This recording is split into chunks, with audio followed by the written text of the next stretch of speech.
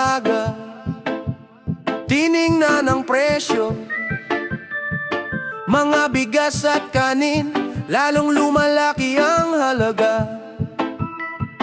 Isda't karne sa palengke, hindi na abot kayang bilhin.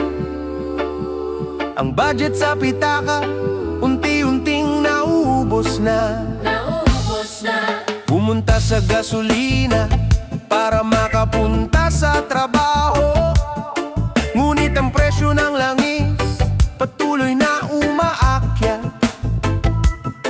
1 litro ay dagdag na gastos. Ang sweldo'y hindi na sapat para sa lahat ng kailangan.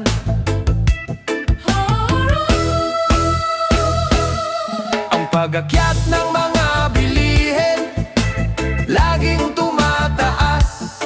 Walang tigil na pagtaas ng langis, hindi napapahinto.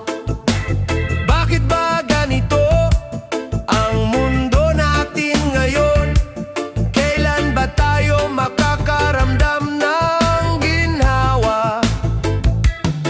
Mga produkto sa supermarket, bawat linggo ay nagbabago. Mura noon, ngayon ay mahal na, baka hindi mo ma-afford pa. Ang transportasyon, komersyo, at lahat ng industriya apektado ng presyo ng langis na walang katapusang pagtaas.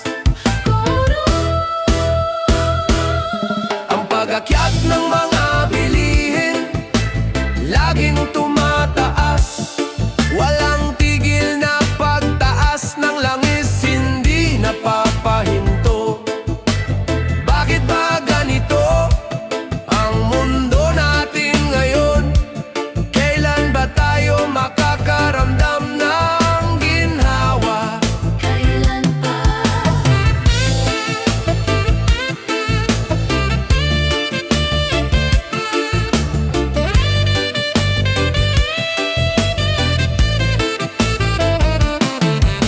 Umaasa tayo sa gobyerno At mga lider na may magagawa para mapababa ang presyo. Sana'y may solusyon na matagpuan para sa bayan at sa bawat mamamayan. Ang pag-akyat ng mga bilihin sana'y huminto na sa pagtaas. Walang tigil na pagtaas ng langis, sana'y bumana rin. Sana'y magbago na ang takbo ng mundo natin upang lahat ay